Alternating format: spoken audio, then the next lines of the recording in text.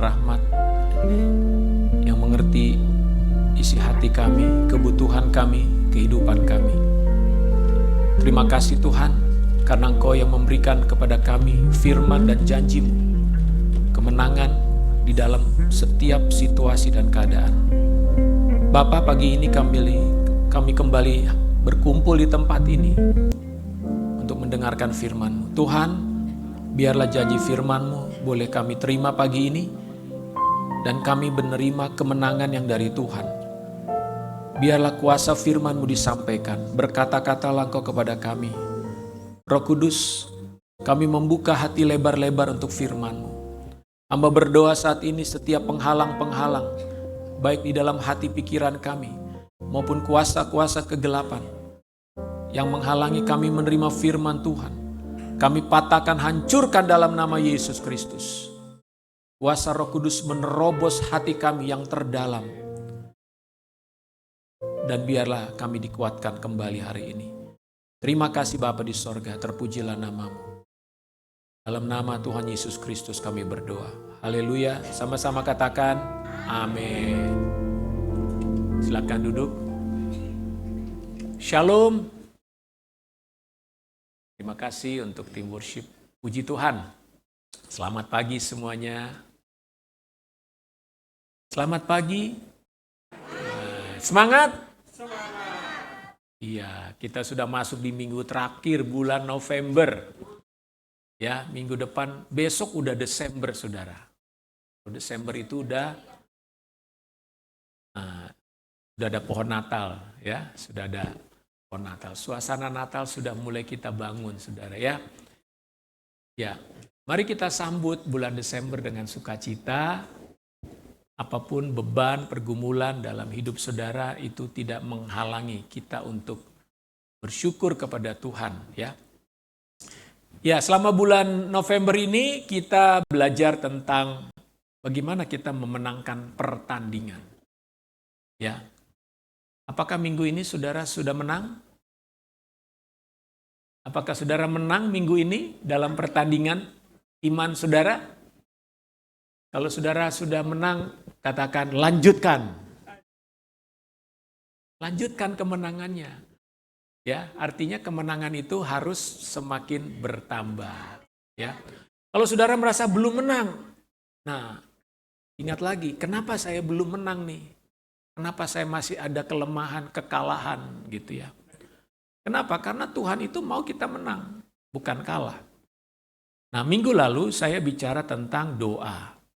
Ya, kemenangan melalui doa, saudara. Nah, minggu lalu saya sampaikan, kalau kita berdoa, masih ingat apa?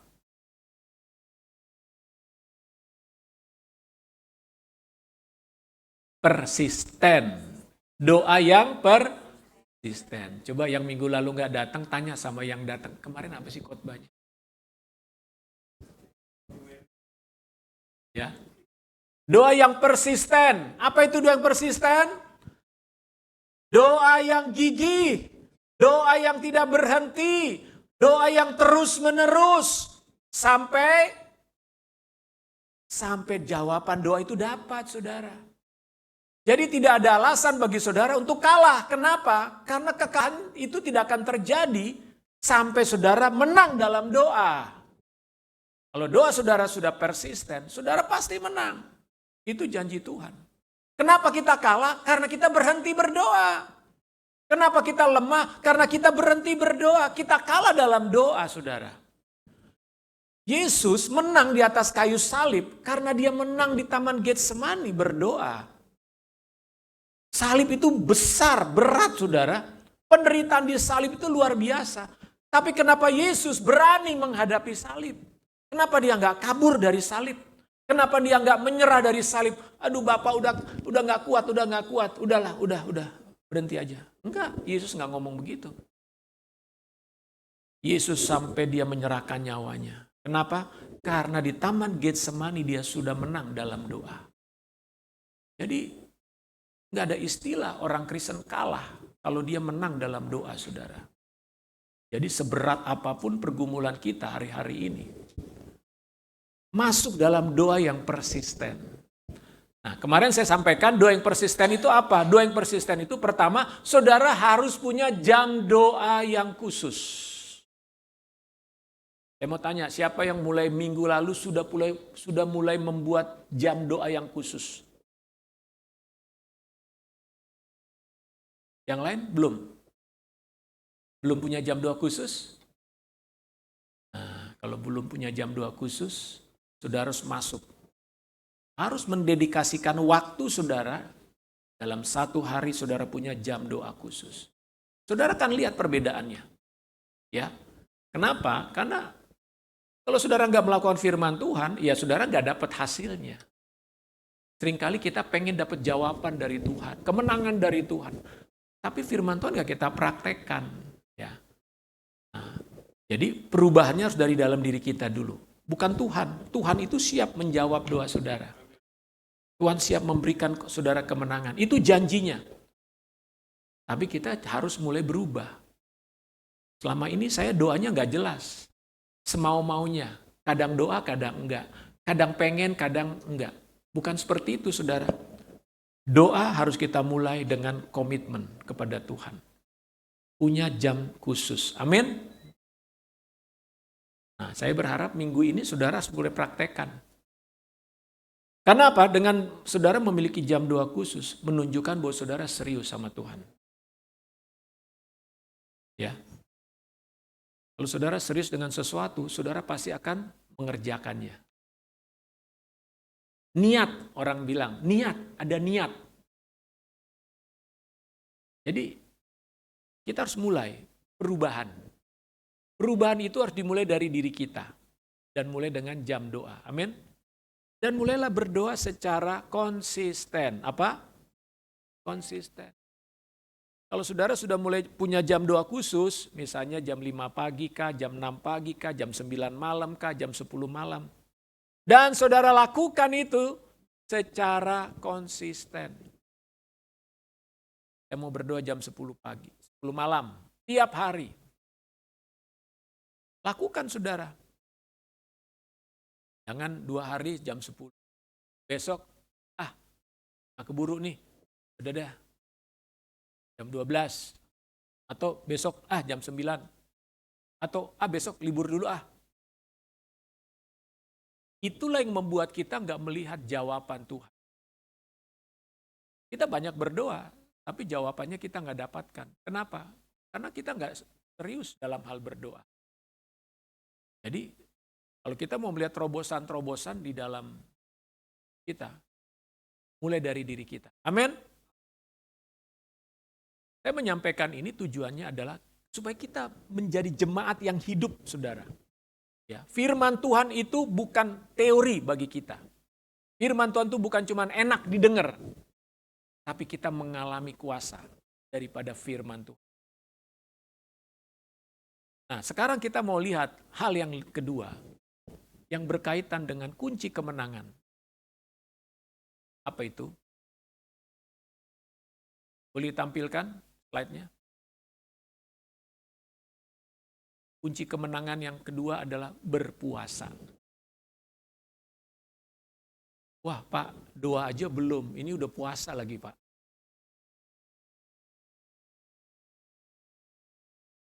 Saudara, dalam sebuah pertandingan ataupun peperangan,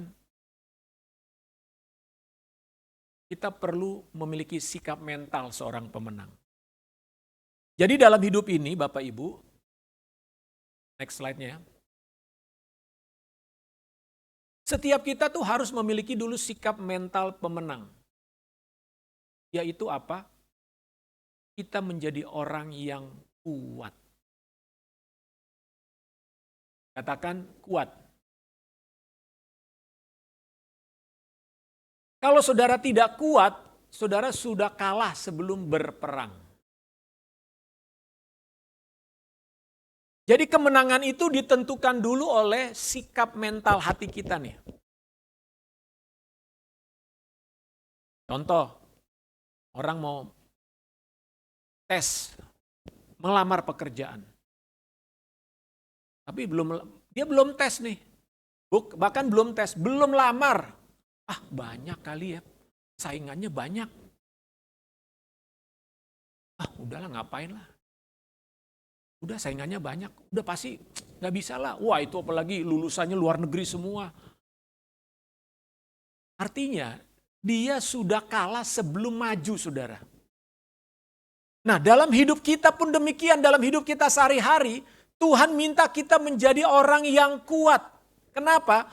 Karena saudara harus percaya bahwa Tuhan tidak pernah merencanakan kekalahan dalam hidupmu.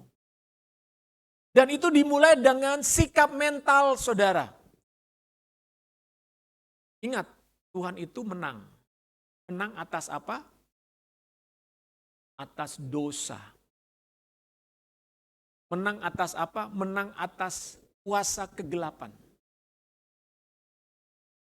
Karena dia sudah menang, maka dia menjanjikan juga kemenangan bagi kita. Nah makanya 2 Timotius 2 ayat 1 mengatakan, mari kita baca sama-sama 2-3. Jadilah kuat oleh kasih karunia dalam Kristus Yesus. Saudara harus kuat. Seberat apapun beban dalam hidupmu, seberat apapun persoalanmu, sebesar gunung apapun masalahmu, saudara harus kuat.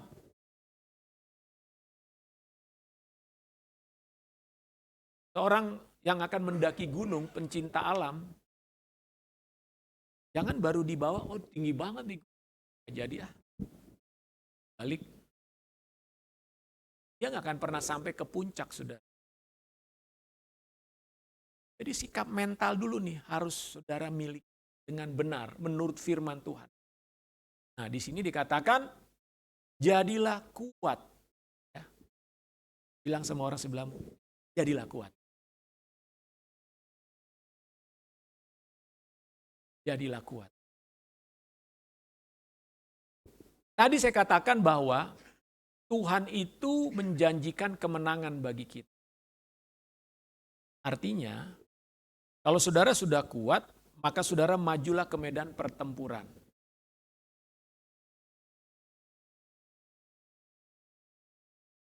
Kenapa? Ya karena memang kemenangan itu harus terjadi dalam medan pertempuran. Ya.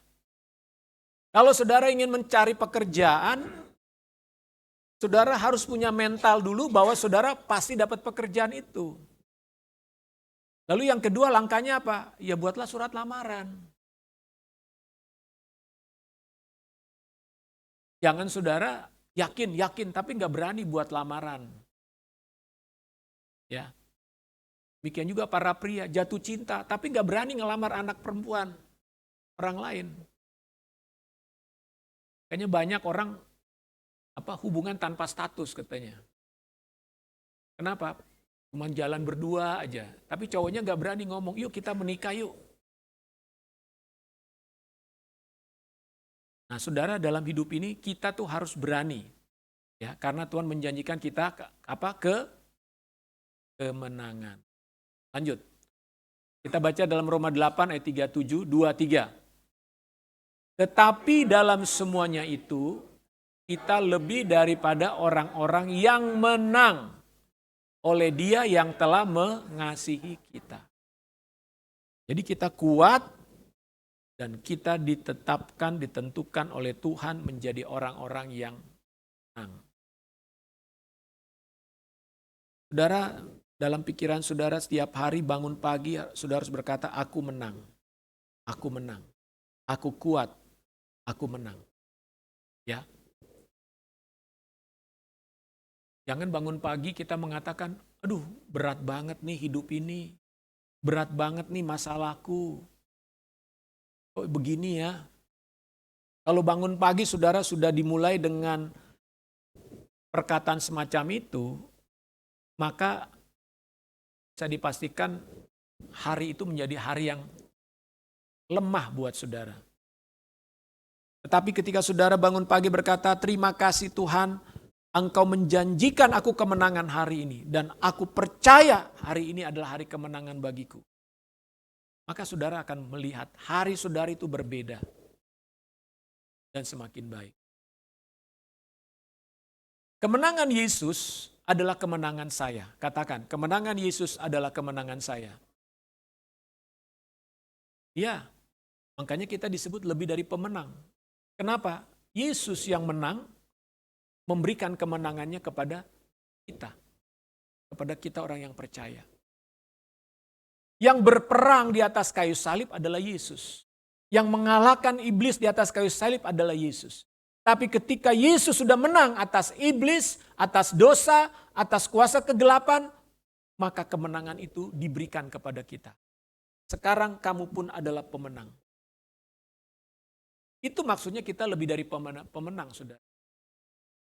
Karena kemenangan Yesus adalah kemenangan saya. Amin. Yohanes 14 ayat 12 mengatakan, lanjut. Mari kita baca dulu. Yohanes 14 ayat 12. Boleh ditampilkan ayatnya?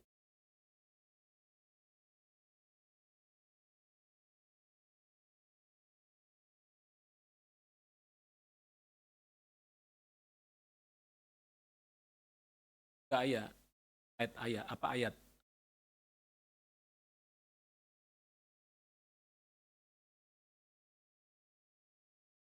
Oke, kalau enggak saya bacakan ayatnya ya. Yohanes 14 ayat 12. Aku berkata kepadamu, sesungguhnya barang siapa percaya kepadaku, ia akan melakukan juga pekerjaan-pekerjaan yang aku lakukan. Bahkan pekerjaan-pekerjaan yang lebih besar daripada itu, sebab aku pergi kepada Bapa. Jadi saudara di sini, Yesus melakukan pekerjaan-pekerjaan yang dahsyat. Kita pun, saudara dan saya, akan melakukan hal yang sama, saudara. Makanya tadi dikatakan, Yesus menang atas dosa, saudara pun menang atas dosa.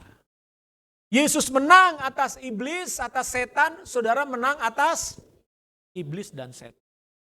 Itu artinya, kemenangan Yesus adalah kemenangan saya. Apa yang Yesus lakukan, juga saya lakukan. Kita harus memiliki satu pemahaman yang demikian, saudara. Kenapa? Karena kita ini diutus Tuhan ke tengah-tengah dunia, saudara. Saudara dan saya setiap hari masih hidup di tengah-tengah dunia ini, dunia yang penuh dengan kegelapan dan gejolak. Dan Tuhan ingin kita hadir di tengah-tengah dunia ini menjadi orang-orang yang berkemenangan.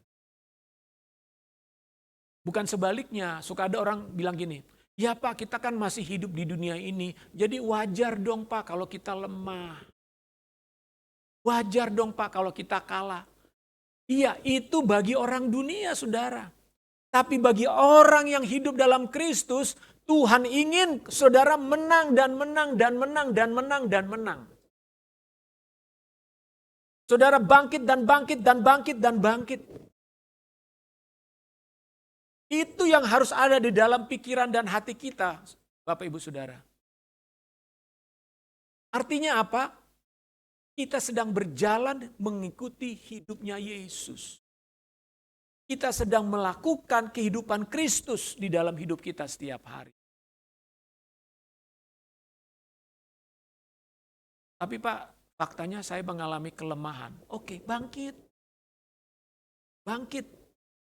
Jangan engkau dalam kelemahan kau merasa, ya itulah nasibmu, itulah situasimu yang gak bisa berubah. Jadi kau terus ada dalam kondisi lemah. Enggak, bukan itu. Bangkit. Amin. Lihatnya ke sini, jangan lihat ke bawah. Lihat ke atas, lihat ke Tuhan. Jadi, kembali ke slide tadi, Tuhan menjanjikan kita melakukan hal-hal seperti yang Dia lakukan. Makanya kita ini, kadang orang bilang menjadi orang yang sombong gitu. Sombong nih orang Kristen. Bukan sombong, karena memang kita adalah orang-orang yang menerima janji Tuhan, saudara. Saudara percaya, terima firman Tuhan dalam hatimu, kita akan alami. Nah, apa kunci kemenangan yang Tuhan berikan untuk kita sebagai umatnya.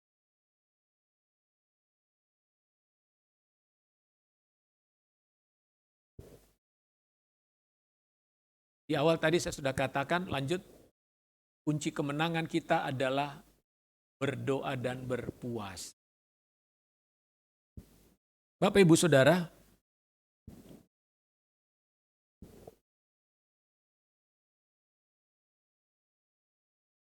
doa disertai dengan puasa itu punya kekuatan yang dahsyat. Mungkin kita nggak menyadari.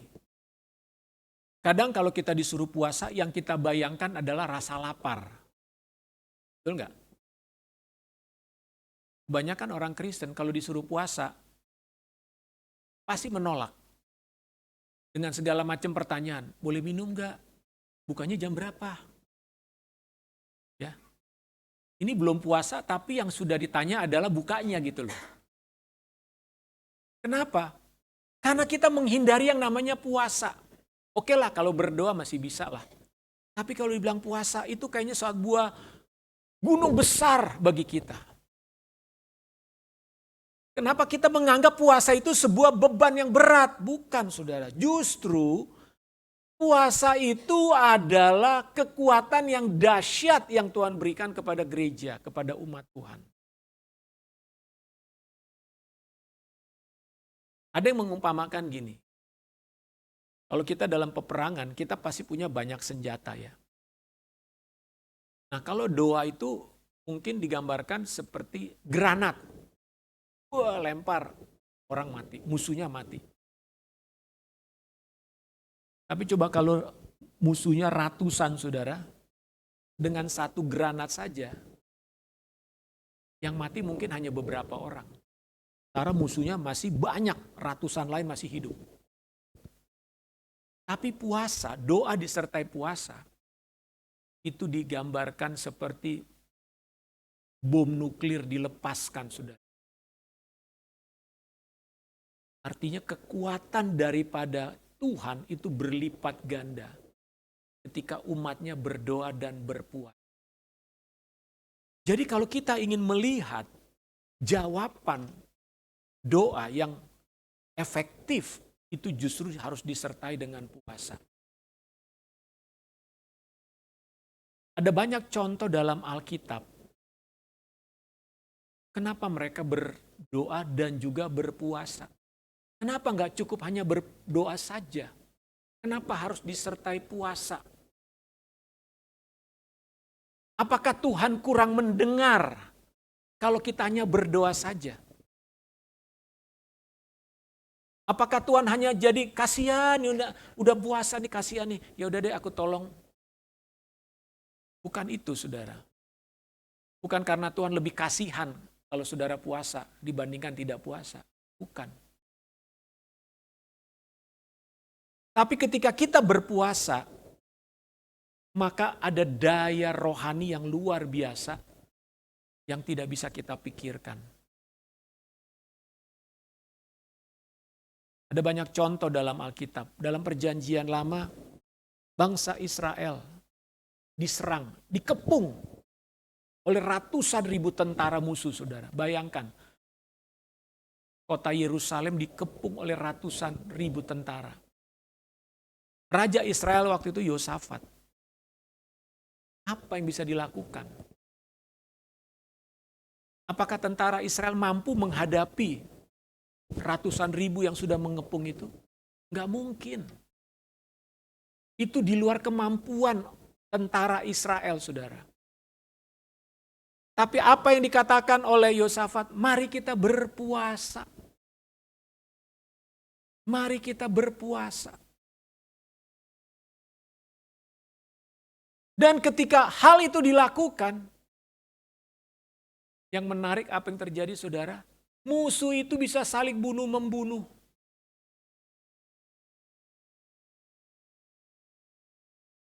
Ada kekuatan Tuhan yang tidak terlihat, yang bekerja ketika umatnya berpuasa. Jadi saya mau katakan puasa itu bukan beban. Justru ketika kita menyadari Tuhan, kekuatan saya sangat terbatas. Sementara pergumulan ini begitu berat. harapan saya ini terlampau besar Tuhan. Maka doa dan puasa adalah cara yang Tuhan kan.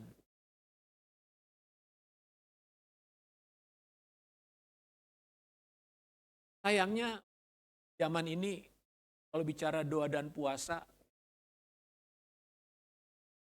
sudah menjadi hal yang langka. Kenapa? Karena kita ini hidupnya serba cepat. Maunya cepat, semua serba cepat. Doa sekarang, besok jawaban. Doa sekarang, nanti jam 5 udah ada jawaban. Itu, semua kita maunya seperti itu. Akibatnya kita menganggap puasa nggak perlu lah. Ya kalau Tuhan mau jawab, jawab aja udah. Oh saya sudah berdoa. Saya sudah berdoa. Padahal Bapak Ibu Saudara, ketika kita sedang ada dalam sebuah pergumulan, Tuhan tuh mengingatkan kita datang kepada Dia dengan hati yang merendah. Dengan hati yang penuh kesungguhan. Dengan hati yang betul-betul inginkan, merindukan Tuhan. Tolong saya. Tuhan, Engkaulah satu-satunya yang bisa mengatasi situasi ini. Nah, doa dan puasa berarti kita sedang merendahkan hati di hadapan Tuhan, Bapak Ibu Saudara. Kita sedang menanggalkan semua ego kita.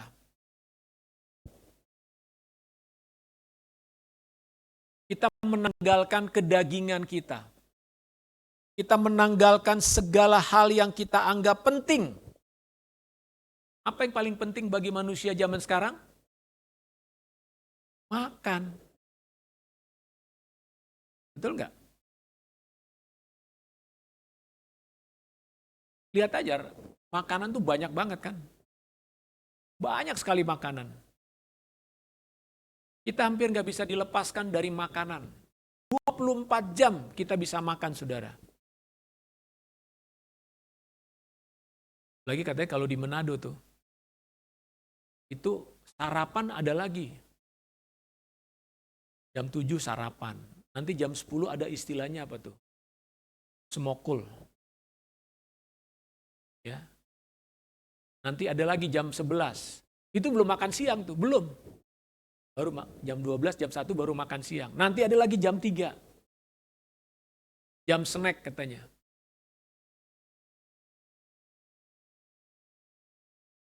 Belum lagi kalau kita di rumah, lemari esnya selalu penuh nggak? Ada aja yang mau dimakan kan? Ini kalau nggak lagi ngapa-ngapain, iseng pasti ke lemari es kan, buka. Ada apa di sini? Ada yang bisa dimakan nggak? Kita keluar dari rumah, sepanjang jalanan itu makanan terus. Kenapa kita perlu berpuasa? Karena kita mau mendisiplinkan tubuh kita ini, saudara. Agar tubuh kita ini tunduk.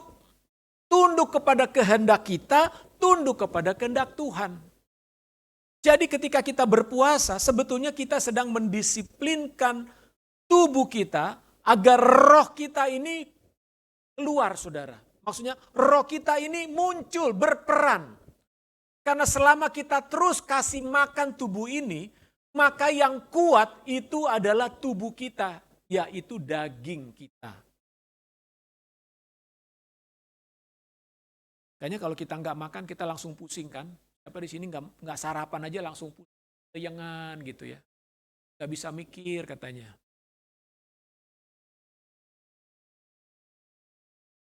Jadi berpuasa sebetulnya adalah satu tindakan rohani untuk kita mendapatkan, bisa memanifestasikan kuasa Tuhan.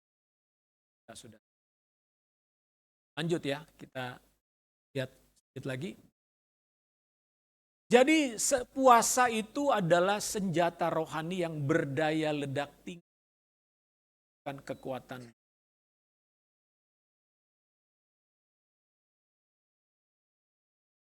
Mari kita lihat slide selanjutnya. Di dalam Markus 9,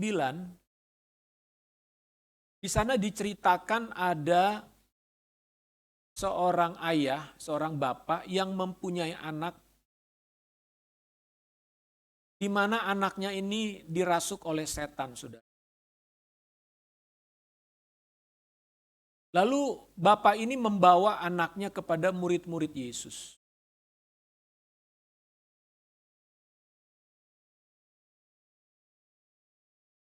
Tapi ternyata murid-murid tidak bisa mengusir setan ini. Ya. Waktu itu Yesus sedang berdoa di atas gunung bersama 3 orang muridnya yang lain. Jadi ada 9 murid Yesus di kaki gunung itu.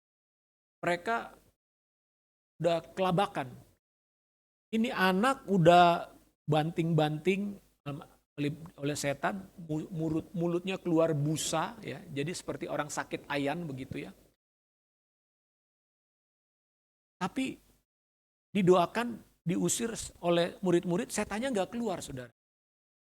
Sampai akhirnya Yesus datang, turun dari gunung, lalu ditanya apa yang terjadi. Nah, akhirnya Yesus mengusir setan itu. Lalu murid-murid bertanya, kenapa kami tidak dapat mengusir setan itu? Padahal sebelumnya, saudara, murid-murid dalam Injil Matius pasal 10 baru saja melakukan pelayanan mengusir setan. Ya, mereka pergi menginjil berdua-berdua dan dikatakan oleh murid-murid mereka melihat setan turun, jatuh seperti kilat dari langit. Setan-setan tunduk dan takluk demi nama Yesus.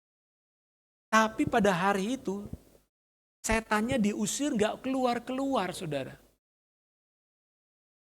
Lalu Yesus mengatakan dalam Markus 9 ayat 29 bahwa roh ini tidak dapat atau jenis ini tidak dapat diusir kecuali dengan berdoa. Nah, ini nanti kita akan lihat. Kadang kita tuh bisa diperhadapkan dengan sesuatu yang tiba-tiba, saudara. Langsung ada masalah. Entah di jalan raya, entah di kantor. Tiba-tiba nih kita bisa diperhadapkan dengan sebuah masalah. Bagaimana respon kita dengan masalah itu?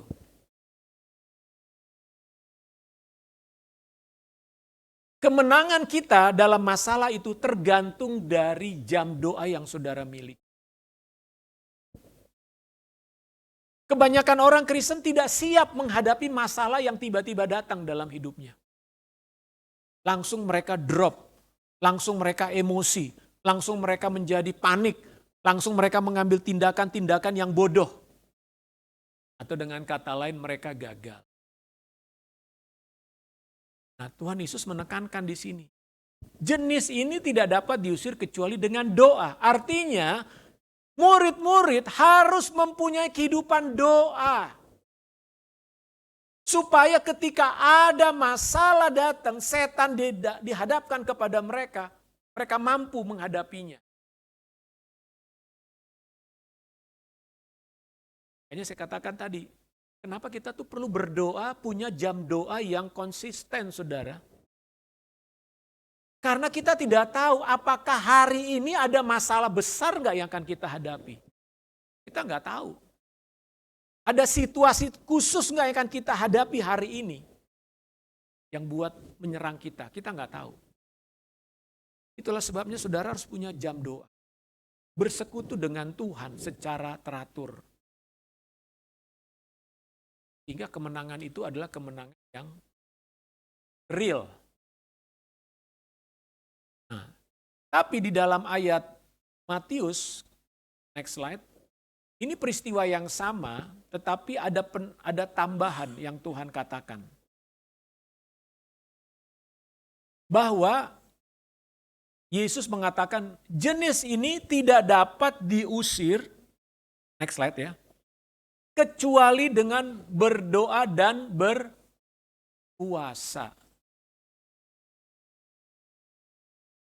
Jadi tidak hanya berdoa, tapi juga berpuasa. Kalau saudara sudah berdoa, tapi hasilnya belum ada kelihatan, saudara harus ngambil puasa. Udah doa nih, tapi belum ada hasilnya. Saudara harus tambahkan dengan puasa. Saudara, ada jenis roh yang memang bandel, saudara. Ya. Yang ngeyel gitu ya. Makanya Tuhan suruh kita berpuasa. Gak cukup hanya berdoa, tapi harus berpuasa. Nah, kita lihat contoh Yesus ya dalam Matius 4 ayat 1 sampai 11. Ini ayat yang sudah saudara sering dengar, tapi saya akan bacakan Matius 4. Ini pencobaan di padang gurun ya. Saya akan bacakan Matius 4 ayat 1 sampai 11. Maka Yesus dibawa oleh Roh ke padang gurun untuk dicobai iblis. Lihat, dia dicobai oleh siapa? Iblis. Dan setelah berpuasa 40 hari dan 40 malam, akhirnya laparlah Yesus. Jadi Yesus puasa dulu, baru dia menghadapi iblis. Lalu datanglah si pencoba itu dan berkata kepadanya, jika engkau anak Elohim, perintahkanlah supaya batu-batu ini menjadi roti. Tetapi Yesus menjawab, ada tertulis, manusia hidup bukan dari roti saja, tetapi dari setiap firman yang keluar dari mulut Elohim. Ayat 5, kemudian iblis membawanya ke kota suci dan menempatkan dia di bubungan bait Elohim. Lalu berkata kepadanya, jika engkau anak Elohim, jatuhkanlah dirimu ke bawah, sebab ada tertulis, mengenai engkau ia akan memerintahkan malaikat-malaikatnya dan mereka akan menata engkau di atas tangannya supaya kakimu jangan terantuk kepada batu. Yesus berkata kepadanya, ada pula tertulis, janganlah engkau mencobai Tuhan Elohimmu. Dan iblis membawanya pula ke atas gunung yang sangat tinggi dan memperlihatkan kepadanya semua kerajaan dunia dengan kemegahannya. Dan berkata kepadanya, semuanya itu akan kuberikan kepadamu jika engkau sujud menyembah aku. Maka berkatalah Yesus kepadanya, nyala iblis, sebab ada tertulis engkau harus menyembah Tuhan Elohimmu dan hanya kepada dia sajalah engkau berbakti. Lalu iblis meninggalkan dia dan lihatlah malaikat-malaikat datang melayani Yesus. Bapak Ibu Saudara, kita melihat Yesus itu sebelum dia masuk ke dalam pelayanan, dia juga masuk ke dalam ujian, pencobaan. Karena iblis ingin menguji Yesus. Tapi sebelum iblis menguji Yesus, apa yang dilakukan oleh Yesus? Dia berpuasa. Yesus sadar bahwa untuk menghadapi iblis secara manusia, ya, secara fisik manusia, Yesus harus berpuasa supaya dia bisa mampu menang menghadapi iblis.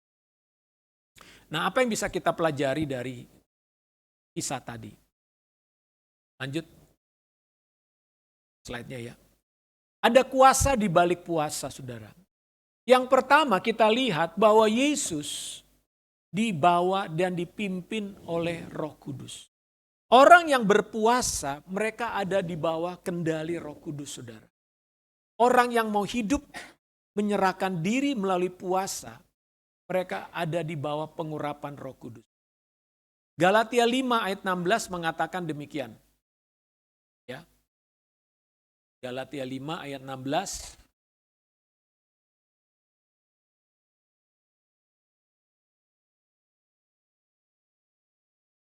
Maksudku ialah hiduplah oleh Roh, maka kamu tidak akan menuruti keinginan daging. Bagaimanakah kita hidup di dalam pimpinan Roh? Daging ini harus tunduk. Puasa adalah salah satu cara bagaimana daging tunduk kepada kehendak Roh. Jadi saudara, untuk menaklukkan keinginan daging saudara, apa keinginan daging yang selama ini kita ikuti? Termasuk keinginan makan yang berlebihan, saudara. Ambil puasa. Tuhan, saya mau menaklukkan keinginan daging saya ini. Mungkin saudara punya masalah kedagingan yang kuat. Apa misalnya? Emosi kah? Ketakutan kah? Kekhawatiran kah? Ya? Atau dosa seksual kah? Apa saja yang saudara anggap, Tuhan ini menjadi kelemahan saya selama ini. Nah, taklukkan itu dengan berpuasa, saudara. Yesus menundukkan dirinya di bawah kehendak Roh Kudus dengan cara dia berpuasa. Selanjutnya kita lihat apalagi kuasa di balik puasa, saudara. Yesus menerima aliran hikmat dalam menghadapi dan menyelesaikan situasi atau masalah yang sulit. Coba lihat, 3 kali Yesus itu diperhadapkan dengan situasi yang sulit, saudara. Itu apa yang iblis katakan, itu menggoda enggak? Lagi lapar, dibilang gini, kamu kan anak Tuhan, coba ubah itu batu jadi roti. Olan bakery. Senangnya apa? Coklat, keju, kombinasi. Yesus bisa nggak melakukan itu? Bisa. Tapi untuk menghadapi perkataan iblis ini, Yesus butuh hikmat nggak? Hikmat. Dia butuh firman. Hikmat itu keluar, perkataan Yesus keluar. Yesus mundur. Jadi kita ini membutuhkan hikmat di dalam setiap persoalan apapun yang kita hadapi dalam keseharian. Apalagi ketika saudara menghadapi situasi yang sangat pelik, rumit. Yang dipikir-pikir gimana, kayaknya nggak ada jalannya nih, nggak ada jalannya, nggak tahu gimana jalannya. Nah, ada kuasa di balik. Kolose 2 ayat 3 menyatakan bahwa, saya akan bacakan ya. Sebab di dalam dialah tersembunyi segala harta, hikmat, dan pengetahuan. Tahukah Bapak Ibu Saudara? Di dalam pribadi Tuhan itu tersembunyi segala harta, hikmat, dan pengetahuan. Saudara butuh pengetahuan apa? Saudara butuh hikmat apa dari Tuhan? Menyelesaikan masalah-masalah besar dalam hidup. Ambil puasa. Jadikan puasa sebagai bagian daripada kehidupan rohani. Kita sudah mendengar selama ini, kita membaca firman, berdoa, ibadah, betul? Nah, sekarang tambahkan yang keempat. Jangan alergi dengan puasa, saudara. Jangan menganggap puasa itu sesuatu yang aneh bagi kita orang Kristen. Justru kita harus menjadikan puasa adalah gaya hidup kita. Sama seperti doa. Doa harus menjadi gaya hidup kita setiap hari. Membaca Alkitab adalah gaya hidup kita setiap hari. Nah, berpuasa juga. Tidak harus setiap hari saudara berpuasa. Minimal saudara bisa belajar puasa seminggu sekali. Tetapkan satu hari adalah hari puasa buat saya. Maka kita akan melihat hal-hal yang luar biasa akan terjadi. Amin. Yang terakhir, puasa di balik puasa. Melepaskan kuasa mujizat kesembuhan dan pemulihan. Seperti saya katakan tadi, mungkin saudara sedang menghadapi pergumulan. Mungkin penyakit kah? Saudara butuh mujizat. Ambil puasa, saudara.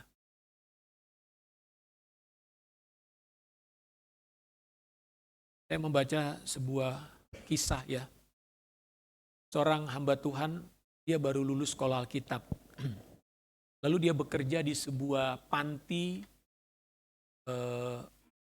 anak-anak berkebutuhan khusus. Ini di Amerika.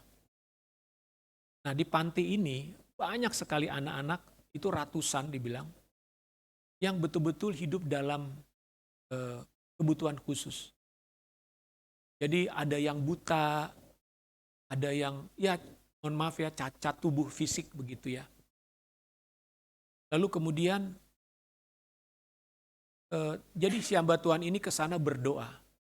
Karena dia bekerja di sana, dia berdoa begitu. Dan dia mulai melihat banyak kesembuhan terjadi atas anak-anak itu. Termasuk ada yang buta yang selama ini nggak respon. Nah, ternyata sekarang dia mulai respon. Kalau dipanggil, dia melihat cahaya, dia mulai nengok. Tadinya enggak. Nah, tapi ada satu kasus anak yang umur 16 tahun, itu dia Down syndrome namanya. Nah, dia juga cacat, kita sebutlah cacat mental begitu ya. Nah, anak ini sering menyakiti dirinya, dia pukul-pukul mukanya begitu ya. Dia sakiti dirinya. Sampai mukanya tuh jadi penuh dengan luka-luka ya. Lalu akhirnya pihak panti itu mengikat gitu ya, supaya dia nggak menyakiti dirinya. Dia diikatlah tangannya seperti ini. Tapi yang terjadi adalah setelah dia diikat, teman-temannya gangguin dia, saudara. Ledekin, ya. Sehingga dia nggak bisa ngapa-ngapain kan. Lalu sampai suatu hari ada orang temannya mendorong dia. Jadi dia jatuh tertelungkup, ya mukanya berdarah. Karena dia nggak bisa, keseimbangan. Jadi kondisinya sangat menyedihkan. Dan pihak panti juga udah bingung mau diapain lagi gitu ya. Lalu akhirnya mereka minta izin untuk melakukan terapi kejut listrik. Jadi dalam ilmu perilaku, salah satu metode katanya ya untuk merubah perilaku orang itu adalah lakukan kejut listrik. Jadi setiap kali dia menyakiti wajahnya atau tubuhnya, dia disetrum. Ya, disetrum supaya jangan sakiti diri gitu kira-kira ya. Tapi kondisinya makin menurun sebetulnya. Nah, dalam situasi seperti itu si hamba Tuhan ini berdoa sama Tuhan, Tuhan, apa yang kau mau lakukan dengan namanya Steve, dengan Steve ini Tuhan. Lalu Tuhan bilang,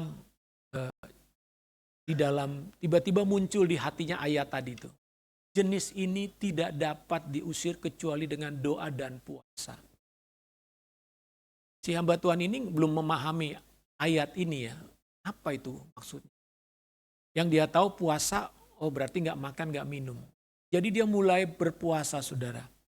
Dia berpuasa. 3 hari dia berpuasa total, tidak makan, tidak minum.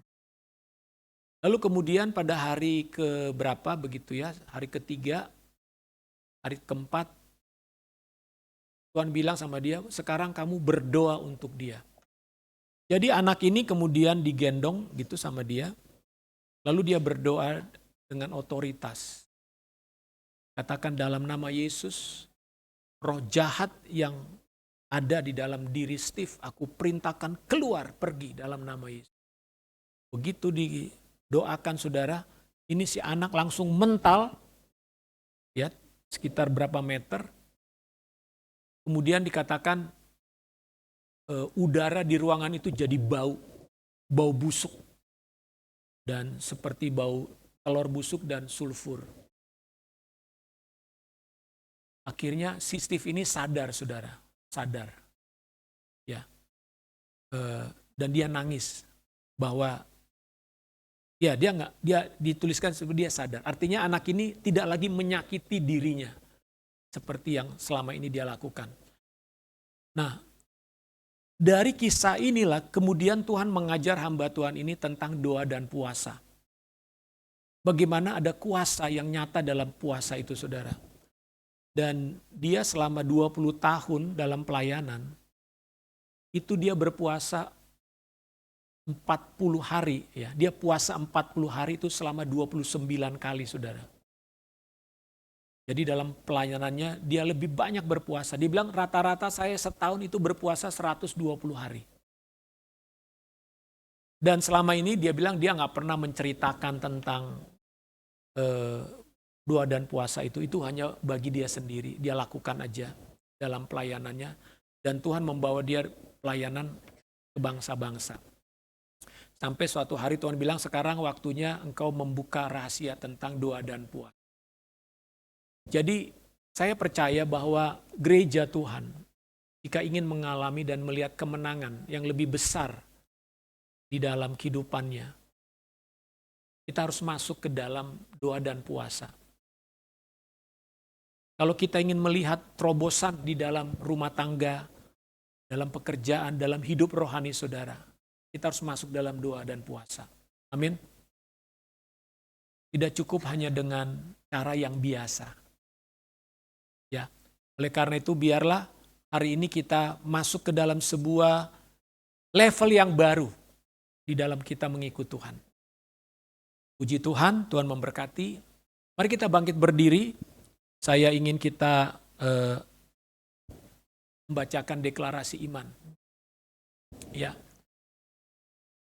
Saya rindu setiap kali kita membaca deklarasi iman ini, kita akan terus ada di dalam sebuah pemahaman yang semakin kuat tentang siapa kita di dalam Kristus. Amin. Katakan, Roh Tuhan ada pada saya. Dia mengurapi saya. Bersama Tuhan saya melakukan hal-hal yang besar dan mustahil. Saya menang atas kuasa dosa dan kuasa kegelapan. Kristus telah menaklukkan iblis dan meletakkannya di bawah kaki saya. Saya hidup di dalam perlindungan kuasa Tuhan. Tuhan memberikan saya kemenangan total. Saya adalah pembawa berita kemenangan Kristus. Amin. Haleluya. Mari kita tundukkan kepala. Kita datang merendahkan diri kita di hadapan Tuhan pagi ini.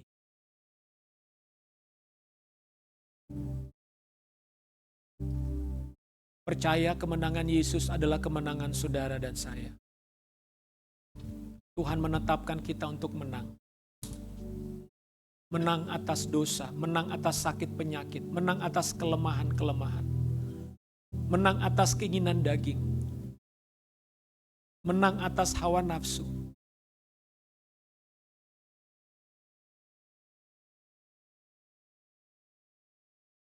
Gerejanya adalah gereja yang berkemenangan, saudara.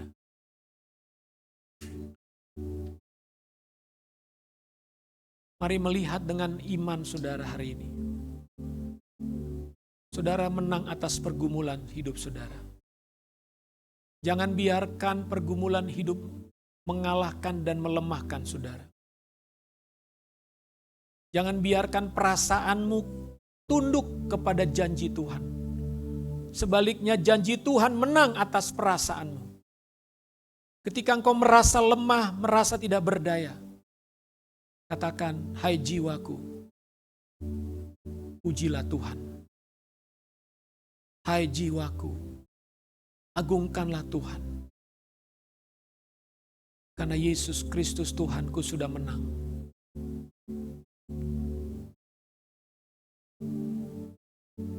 Terima kasih Tuhan Yesus. Kami di sini sebagai anak-anak-Mu ya Tuhan, sebagai gereja-Mu. Kami mau menyatakan kemenangan kami di dalam Yesus Kristus. Tuhan ajar kami pada pagi hari ini melalui doa dan puasa. Biarlah kami menjadi umat Tuhan. Yang Tuhan ajar untuk lebih lagi dalam persekutuan dengan-Mu melalui doa dan puasa. Kami akan melihat bukti-bukti dan tanda-tanda kemenangan itu dalam hidup kami. Terima kasih Tuhan, terima kasih Yesus.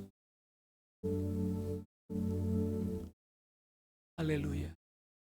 Ora bata shikarata shandaya rata karalabaya. Ora bata shikarata sandaya rata fakarabata shandaya rata karalamusha.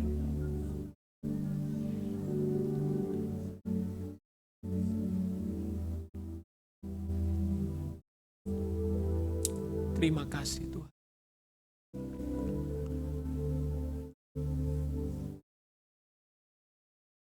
Mari kita nyanyikan satu pujian. Lingkupiku.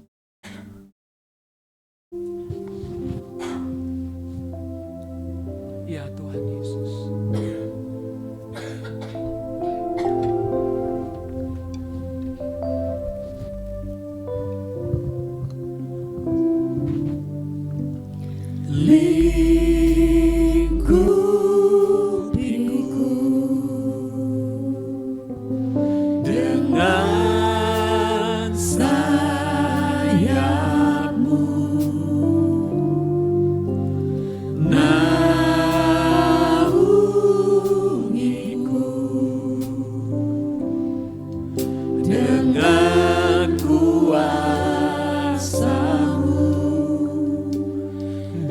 Saat badai bergelora,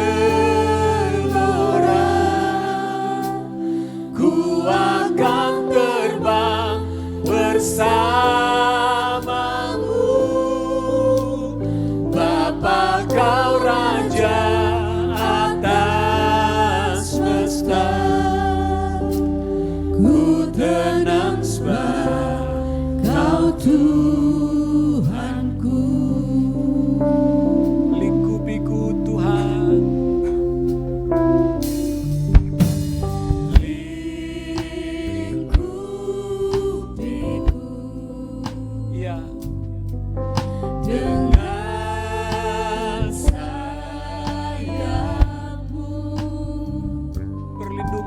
Pada kami ya Tuhan,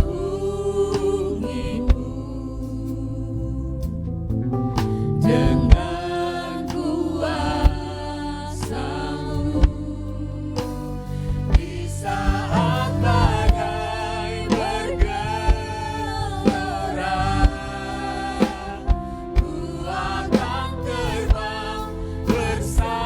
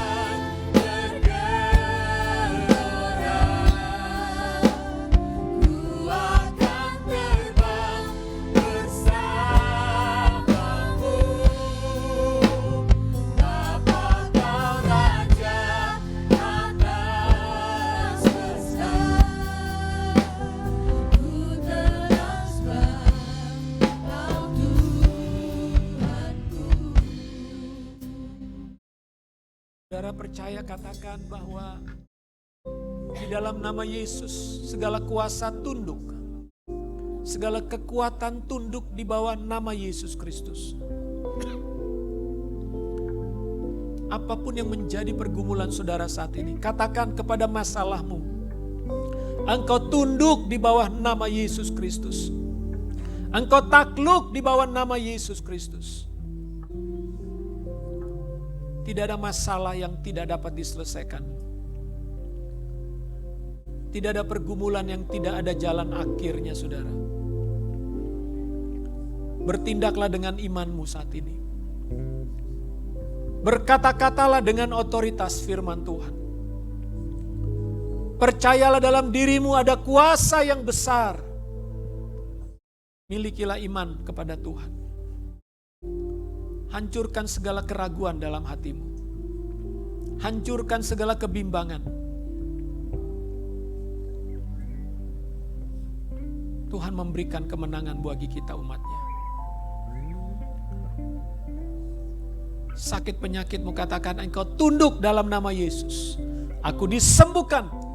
Aku dipulihkan. Dalam nama Yesus Kristus. Terima kasih Tuhan, terima kasih Bapa. Inilah kami gerejamu ya Tuhan, inilah kami umatmu. Kami percaya akan setiap janji firman-Mu dan kemenangan-Mu yang Kau berikan kepada kami.